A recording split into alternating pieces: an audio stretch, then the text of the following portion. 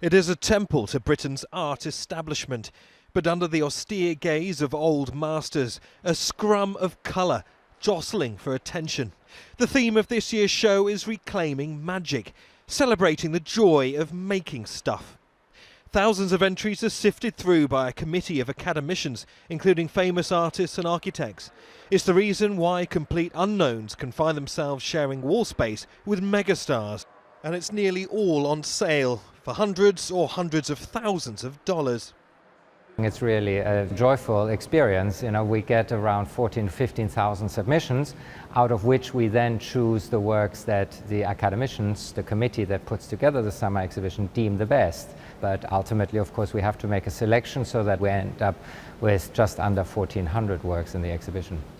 Looming over the gallery, this monumental piece by world-famous German artist Anselm Kiefer, whose work grapples with the bleak aftermath of the Second World War.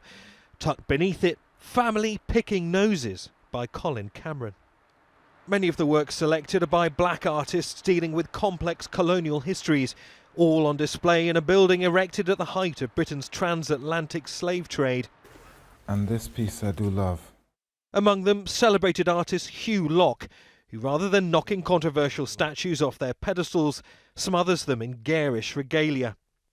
I've always said if I wasn't an artist, I would have been a historian, and hence my interest in statues, in the history of statues, in the history of who gets commemorated and why, Who do we put up there to celebrate? And do they deserve to be there, is the question. It's big, it's bold, it's brash in places. The works encourage us to peer into the minds of the artist, whether it be an established famous painter or an up-and-coming amateur. This is a declaration, a manifesto even, that whatever you throw at it, art is back.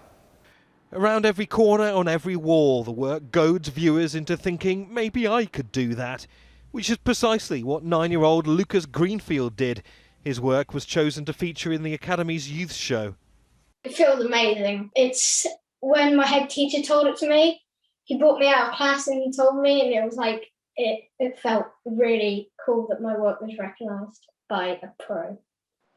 This is a rough and tumble exhibition, a reminder that creativity comes in all manner of shapes and sizes. Niamh Barker, Al Jazeera, London.